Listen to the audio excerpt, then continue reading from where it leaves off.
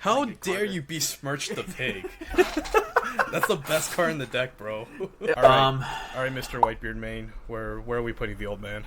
God, do we have a tier list for just absolute garbage? Welcome back, guys. This is the Sun Pirates. This is Trevor. I'm here with Colin, and today we're going to discuss the OP7 tier list, post-ban list, right before Nationals. The excitement is real in some negative and positive ways. Yeah, to give you guys an idea of what's going on here is we just want to give you guys a baseline idea of what we think is going to be good, bad, potentially good going into Nationals. I know a lot of people who got their Nats invite are now kind of scrambling. They're all hitting the lab. I saw a bunch of tweets.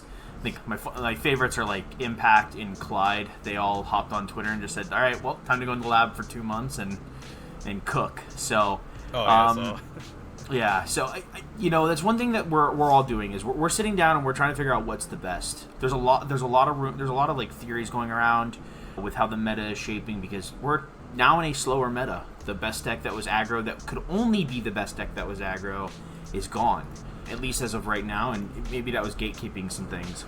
Yeah, and that's kind of what we're going to discuss today. Absolutely. Yeah, I feel like a lot of us are shooting from the hip at this point as of recording this, and by the time it's probably up on YouTube, it'll probably be like 2 days after the ban list has been announced. So for us, yeah, at Nationals, a lot of unknown territory for Nationals, which I know for the majority of player base maybe isn't the most relevant, but it is something that a lot of people look towards as far as like a big yearly event that's streamed and whatnot. So we may have some hot takes. I don't know what the community generally thinks. I've seen a couple of tier lists from other teams, so I know Nami is like really highly rated right now. Yeah, so let's go ahead and start on Nami. So yeah, where do you think Nami is? I think it's gonna be cracked. There's just no way it's not going to be. It was already doing really well in the current meta that we were in before the ban list. The Amazonian package added consistency to the deck in terms of being, and I was testing it today actually, Colin. What that Amazonian searcher, correct me, Nami players, let me know what you guys are using it for, but it's finding like kind of like mid-game pieces while also restacking your deck in that specific order that makes it, that you have to be doing as a Nami player. That was something that had come up quite a bit while playing the deck earlier today. The other thing that's added to this deck is there with that Amazonian package, there's just like more consistent draw. Now that they have Pilaf, Kaya, or just in terms of raw draw that don't discard card, it's like Pilaf, and now they have that 3-draw blocker, which comes up quite a bit. Playing it into Rob Lucci, it's a little ineffective as a blocker, but at least some games where I was able to win, it was just because I was like drawing one extra card every turn while also like putting down an annoyance that they had to use on to like remove and stuff like that. Do you have any thoughts on Nami yourself? This deck is frustratingly good. I mean, you pretty much said everything. Like that Amazonian package really changed a lot in this landscape, especially now that the removal's a little bit harder. Killing a 3-drop outside of Rob Lucci is just not very convenient. So, yeah, I think that Marguerite, that blocker, is just very, very good for the deck. And we've seen it already, even in a law meta, where this deck wins a Treasure Cup and then wins the Pasadena Regionals. And not just win, it's multiple people in the top 8. Yeah. Absolutely.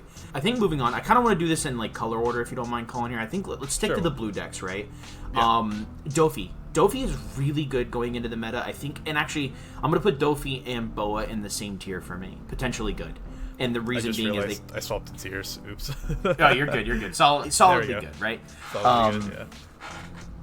Reason being is that like Doffy and Boa run almost the same package.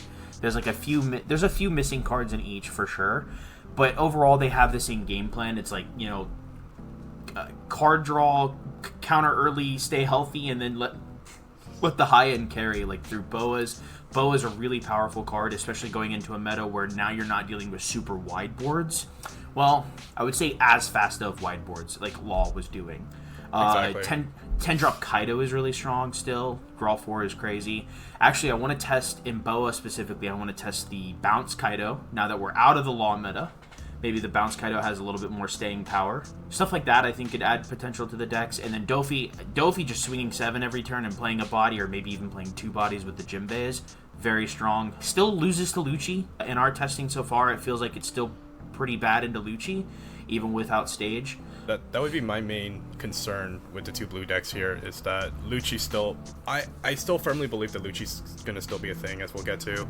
Yeah. To where I'm just a little bit skeptical on how well these decks are doing. I think Doffy would be pretty good, especially with Lucci not having stage anymore, making it so that, you know, like all the 4-drops he spams are like a little bit harder to kill, because it takes like an actual like card out of Lucci's hand to shrink somebody.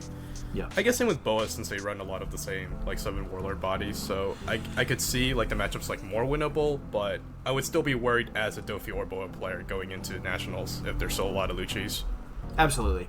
And they still have consistent pop. Let's put this out there, by the way, so that people don't think we're just gaslighting them and thinking that Lucci all of a sudden doesn't have really good pop or shrink potential. Yeah, absolutely. Actually, it's even a little bit more scarier now with me and Arvin testing. It was like the Brook that everyone's going to be playing now, because it's like the best, like it's the best removal. It counters the black decks. It's a 4-drop removal, so you're hitting 5 drops with the leader ability.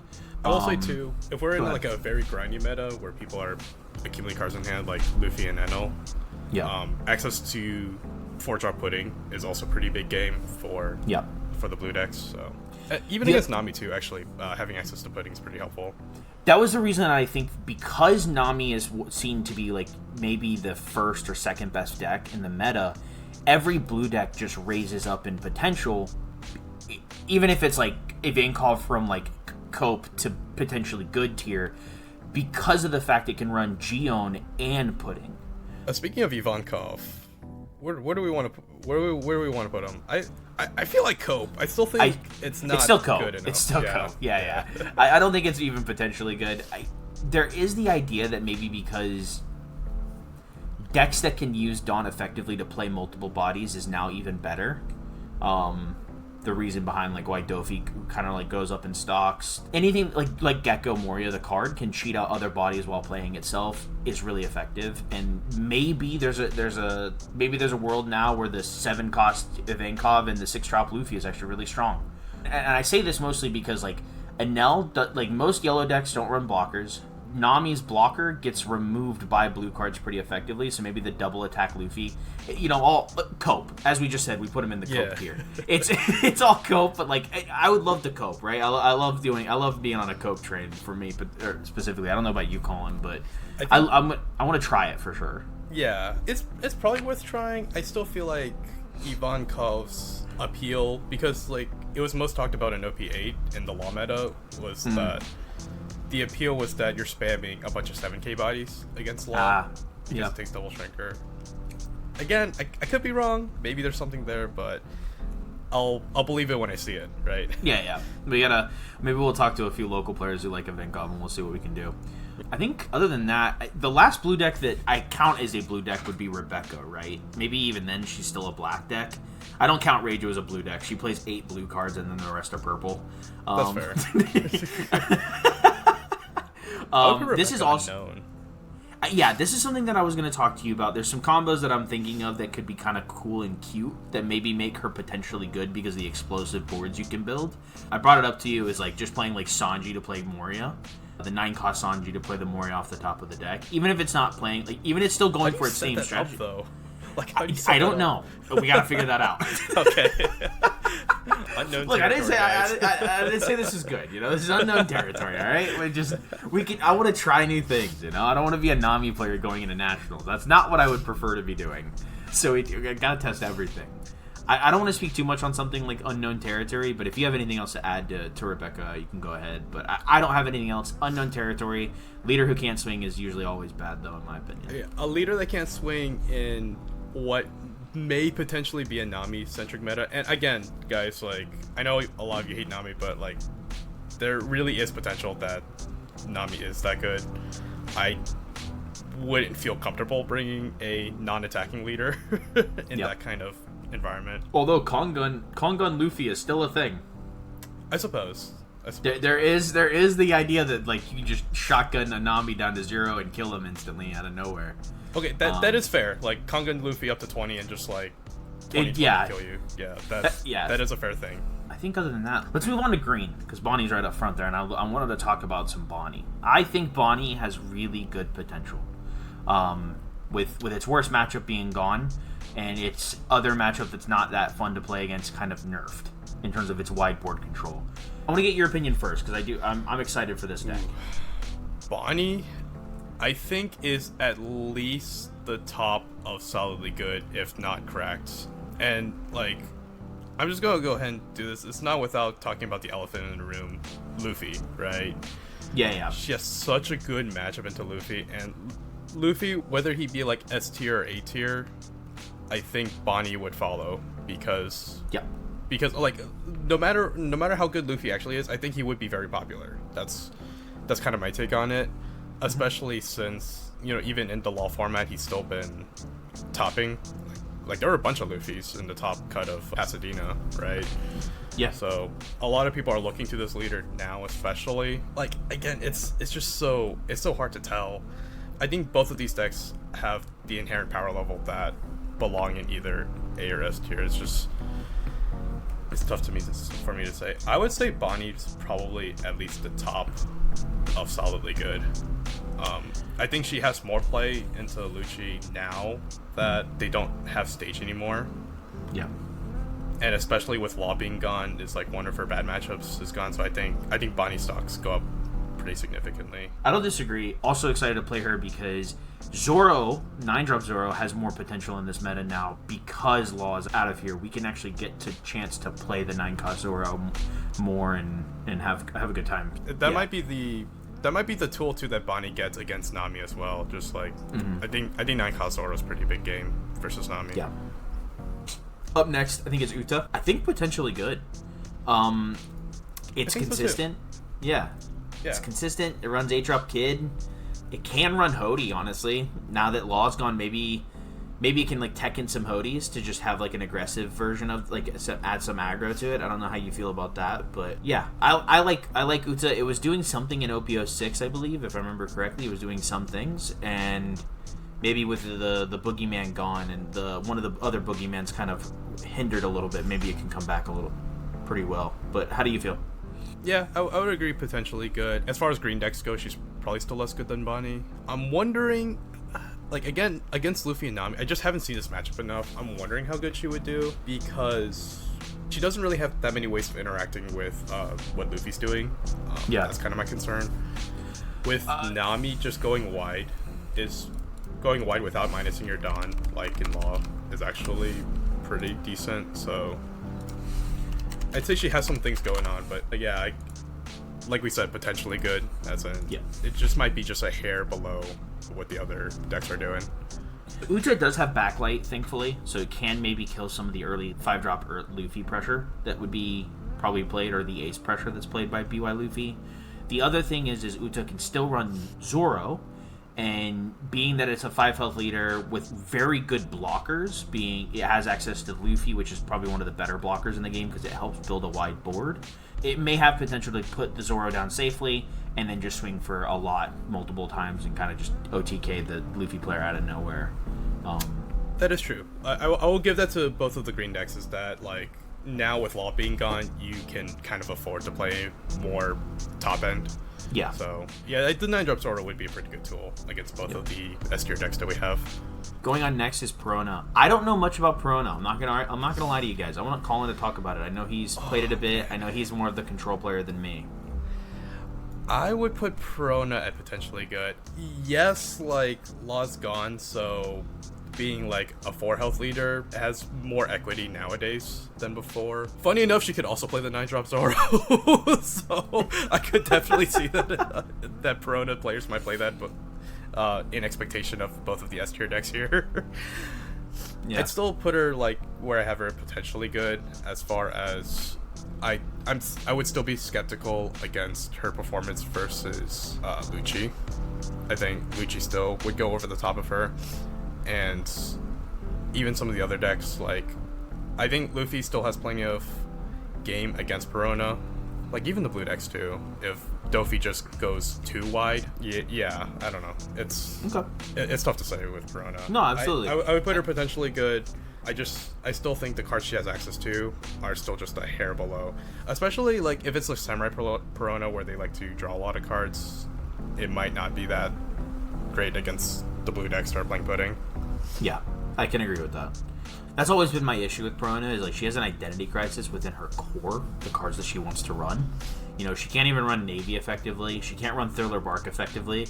So she's running this like Land of Wano package that realistically doesn't make any sense because it plays like Yama-san, which, no hate on Yama-san. It's just like, why is this random control deck playing a card How dare you besmirch the thing? That's the best card in the deck, bro. I mean, I think Ryoba's the best card in that deck, but I mean, that's... Yeah. Anyways, I think moving on... Where do you classify Yamato? Yellow or green deck? That's actually been something that I've been thinking about, because her best card is green, but her more consistent amount of cards is yellow. I think this might be a bit controversial. I think Yamato is probably Cope. And the reason for this is that amongst the A tier, we still have a bunch of 5 health leaders. And all of these 5 health leaders are actually pretty strong against what Yamato's doing. Like Bonney, for example. But, like, what do you do if Bonney drops a Captain Kid? Also against like the upcoming black decks like Lucci and Moria, I'm still very skeptical on Yamato. I think she might have game against Luffy. Funny enough, I actually hear from a lot of Luffy mains that Yamato is actually kind of scary because she just puts you to 0 a little bit too quickly, funny enough. Yeah. But I just don't think like any of the Yamato lists are quite consistent enough. Or at least whatever the most consistent strategy of Yamato is, which is probably the Wano package, just doesn't line up well enough against SNA tier. Okay. Alright. I agree with that. I was gonna cope, funny enough, potentially good because of the aggression that she has. If you're really coping potentially good, you should that is cope, right? Yeah, no, you're good. It was the meme. Yeah, I think she's just cope. I want you to lead the next color, and it's yellow. Let you take it away. Okay, let's start with Enel. Solidly good. I would say somewhere in the top of solidly good. The main reason why I would not put Enel in correct, even though he lost one of his worst matchups, which is Law, is because Nami's right there. I just don't see how Enel like consistently beats Nami with all the stuff she has nowadays. Even against Luffy, it still seems like kind of a 50-50 at least. So yeah, it's a good deck, but not quite like so amazing that I would put it in S tier, I would say. All right. Gotcha. Katakuri, I would actually put it up. So like I think last time we had a tier list, we had Kata in C, I think. Correct me if I'm wrong, but I think so. I would actually put Kata up a little bit because Law's gone. I think his Black Yellow Luffy matchup still isn't very good, but being, as far as yellow decks go, like being in a more aggressive yellow deck than Enel gives you more game versus things like Nami. Yeah. So I agree. And I think Tenko's Big Mom is also like pretty solid game against a lot of A tier here, even against Enel.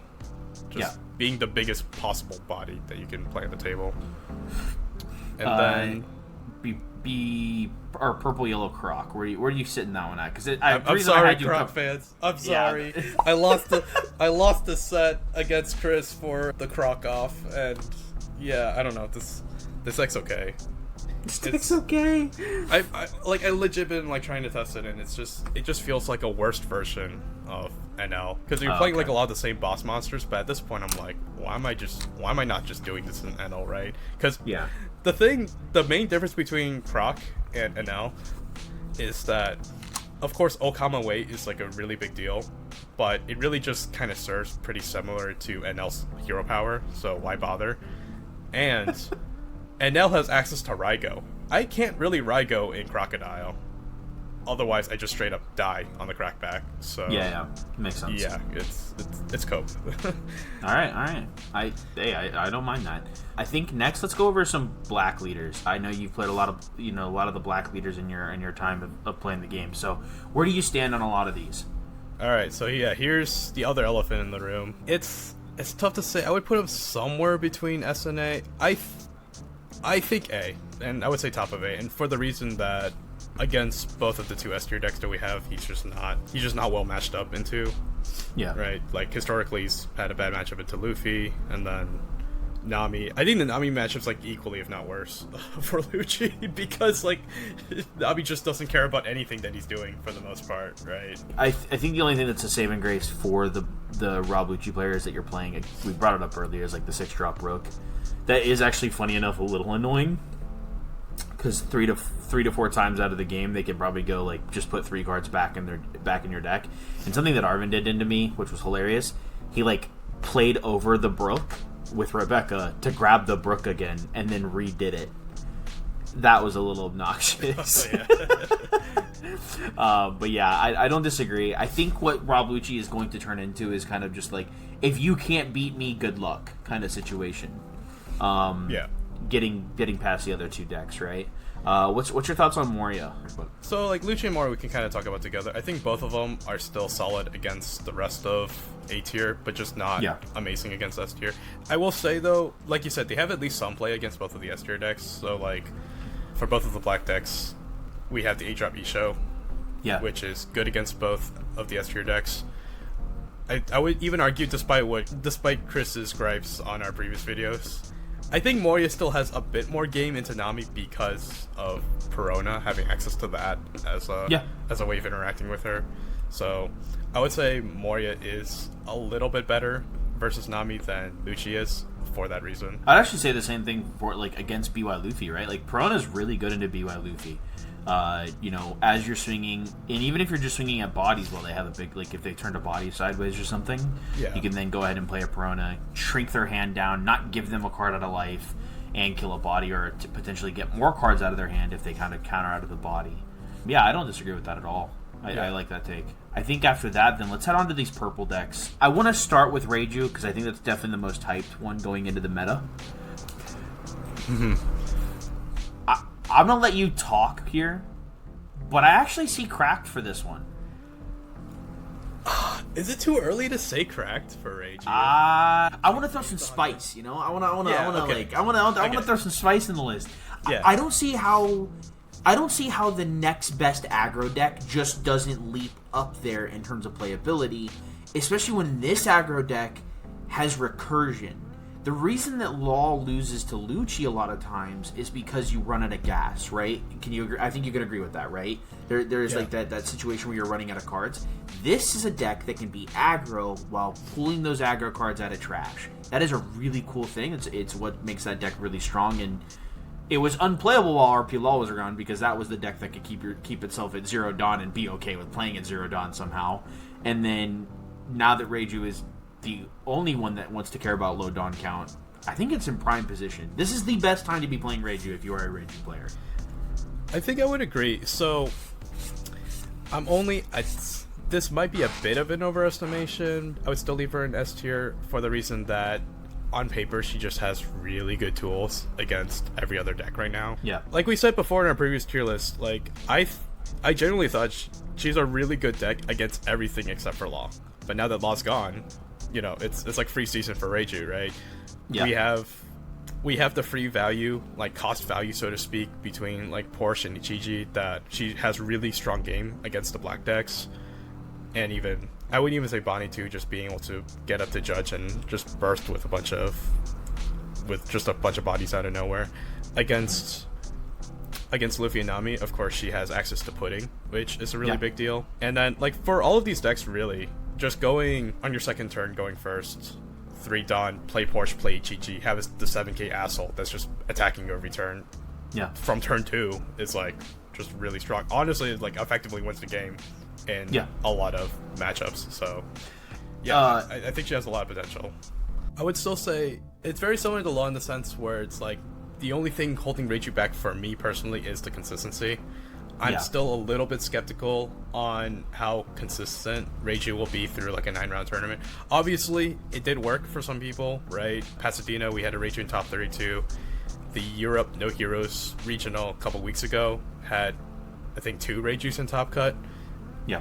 So, I could definitely see it, and I think a lot of people would agree with us that it's a very hot topic right now for Reiju. Absolutely. Yeah. All right, let's move on here. We've got a few. I want to get through these two colors real quick here.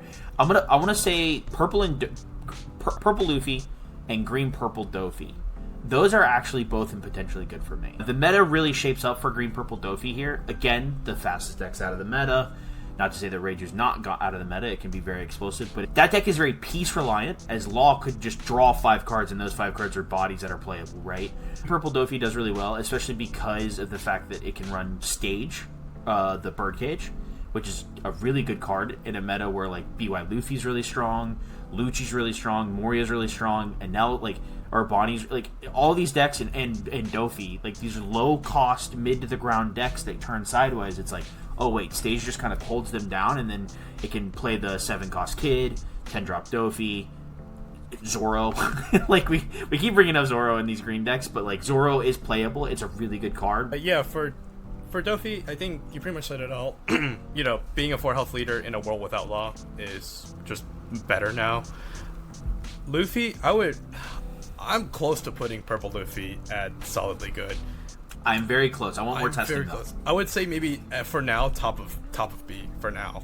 I like that. I like that. Yeah, because like he just has game against a bunch of these decks. Like just beelining up to 9-drop Kaido amongst like just all your big thick bodies. Like just spamming a bunch of 6k and like 10k bodies against Nami is just so good. Luffy too, just building up a board of a bunch of big guys before they awaken. Really strong. And like you said, with Lucci no longer having the stage, because the thing that was holding Luffy back before was that having a 5-cost against a leader that automatically shrinks by 3 just puts him perfectly at 2-cost. So yeah, without stage, I think Luffy has really strong game into Lucci, and he's always had like at least solid game versus the rest of the 8 tier, I think. Yeah. So no, and another card that I didn't even bring up for both of these decks because they are purple decks is actually Magellan. Magellan has a lot of strong potential coming up in the meta. Delaying BY Luffy to 10 Dawn is actually really funny. That deck is trying to get to 10 Dawn, and Reiju having even less Dawn. Yeah, they want to be Little Dawn, but they don't want to be like super less Dawn, right? Like you're hurting strategies with that card that are pretty prevalent right now in the meta. Yeah. Okay, so then let's talk about RP Luffy here. It's Cope. I want this deck to work so bad, but honestly, here's the thing about purple red Luffy. It needs the new red support for sure, and even then, because it's a 3-health leader, it's very hard to make sure that leader is surviving.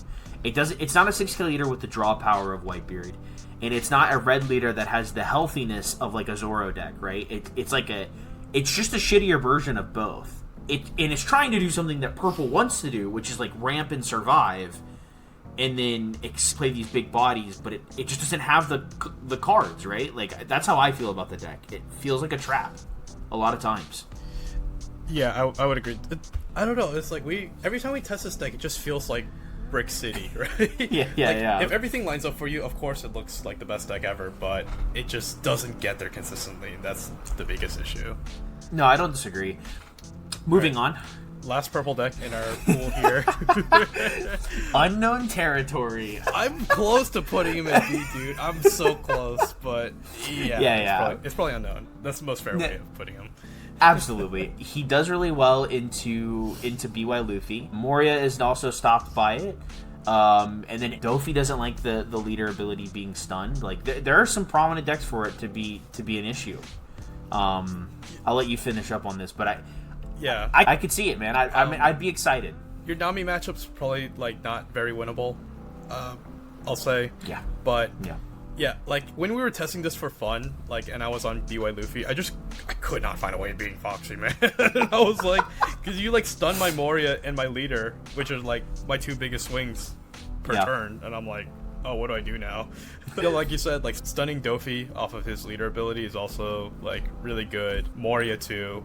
Yeah, he has potential, I would say, especially with Law gone, but man, like it's tough. It's tough. Like, look, we put him on here for our boy Tommy. We love Tommy. He's a saint. He's an astral angel. Yeah. But he does have some staying. I think he has some potential, like we just stated. He's playing powerful purple cards in the deck too, and we just talked about Purple Luffy, who's also playing the same powerful purple cards. Yeah. So it could come up. Moving on, red leaders. They're all trash still. No. I think the one with the most potential is going to be Ace out of the 4. I know everyone is really heavy coping red green law, but guys, your 1-drop and 2-drops still die to Lucci. The card didn't get banned. I don't know why we're bringing this thing out of the shed, right? Like, this card still dies to Lucci because you just can't. It's like you're not building a board of 5 cost. You are building a board with 2 to 3 5 cost, and the main reason you're able to shambles is because there's little sticky 1 to 2 drops. Those don't work anymore, boys. It's gone. Stop it. Stop trying to cope it. I'm tired of seeing it. Go ahead, Colin. I'll let you talk a little bit on this. Yeah, I think the majority of A-tier law does not do well against. Like, funny enough, he might be fine against our 3 S-tier decks, because none of these 3 have like a great way of interacting with like the law engine. But yeah, against Lucci, it's like the elephant in the room for him, and it has been before. It still is now. Honestly, I would even say Lucci is a harder matchup for law than Sokka was, because Lucci's a 5 health leader that consistently searches the 4-drop Luffy, whereas Sokka didn't. So, it's still cope. Actually, here's the thing, guys. Here's the reason you can cope that leader. If you walk into Nationals and you see half of the game being played as a Nami-based population, go ahead and play Red Green Law. Go ahead. If you feel like rolling the dice on half of the population playing Nami, but that's the only reason you'd be playing that deck, is if you feel like Nami will be a huge chunk of Nationals. Other than that, then, I think you just kind of accept that it's still not as good as it used to be. We would love for it to come back, but it's just not. Until they ban the Lucci card, more than likely, and even then, it's still a rough time. Yeah. So let's talk about Ace next, since you kind of touched on it a bit. Where do you think Ace would be on this list? It's still cope. All of these are going to be so many issues because of the lack of support for the last 3 to 4 sets, the inconsistent draw power that every other deck has solved, right? Like, every deck has draw power. Red is the only one lacking raw draw power. We're relying on searchers too much, and unfortunately, it doesn't run as good as it used to. The other fact, and the biggest one, and I already touched on it, was like the lack of support. There has been no new red cards that have prevalence, realistically, outside of like Kid and Killer, but that was only really good in Law because it could cheat it out, and then Shiraya. That's been like the 2 best like red cards that have come out of like more recent sets, for me at least. I don't know if you have any opinion on that, but no, pretty much just said it all. Dragon. Dragon's the best red card in the game. Sorry, but anyways, let's do Zoro next. We'll leave the old man for last. Absolutely. If you want to touch on Zoro, because I mean, it's up to you if you want to, if you want me to, but it's still cope all the way around. Yeah, I still think so too. He's just not fast enough anymore, especially against maybe good enough versus the 2 S tier decks, but again, it's just this wall on A tier that's just kind of gatekeeping like most, if not all, of the red decks here. Like Lucci's still strong into Zoro, Absalom, Moria, still really good tool. Doffy's historically had a good matchup into Zoro, and now Doffy stocks are going up. Yeah, and then I don't even need to talk about Enel. It's like that's just unwinnable. Yeah. So, yeah, I think we'd love to see it, but yeah, until Zoro gets Zoro, I don't see it having much potential right now. Yeah. All right, Mr. Whitebeard main. Where are we putting the old man? God, do we have a tier list for just absolute garbage? Oh my dude, gosh, you're gonna make a lot of people mad. Look, I mean, like, you guys have to understand, the only reason that this deck could do well in like the last 2 metas was because the best 2 decks could lose to it, right? Like Sokka, I had a good chance into Sokka as a Whitebeard player. I had an okay chance as a Whitebeard player into a Law player. I do not have a good chance as a Whitebeard player into like BY Luffy with more prevalence. Any blue deck that just can run Pudding is like a boogeyman for me. Bonney feels like an instant loss because I'm playing one body a turn. Like, it just feels bad all around. There's just no way to make that leader right now feel very strong. Alright guys, with that, after Trevor's TED Talk on why Whitebeard's terrible, he probably will still play it for Nationals, but that's pretty much it for the tier list. Any last thoughts, Trevor? Anything we want to shift last minute? No, I think everything was covered. Excited to see what you guys think of for the meta. I think this will just be the term I'm hearing is like a Mesquite 2.0 for Nats. Yeah, for sure. Because we had that week time frame where we were free from the Sokka tyranny, and now we're free from the law tyranny, so we'll see what happens. Nothing even had a tyranny. It just like was a gatekeeper for everything. So like it's really weird. But yeah, excited to see what you guys come up with. Let us know down in the comments if you guys have any decks that you guys are excited for. We didn't maybe put them up here, or if we put a leader in a spot that you maybe don't agree with. Let us know. We'd love some feedback for sure. Yeah, especially if there's any leaders that you think should be on here that we did not include for this video, and or if you're going to Nationals too, let us know if you agree or if you have any other hot takes. Like seriously, please do let us know. It is something we're going to be heavily testing in the next month. Yeah. So yeah, with that guys, thank you again so much for watching. Remember to like, comment, subscribe, and click the notification bell for more, and we'll see you in the next one. See you guys.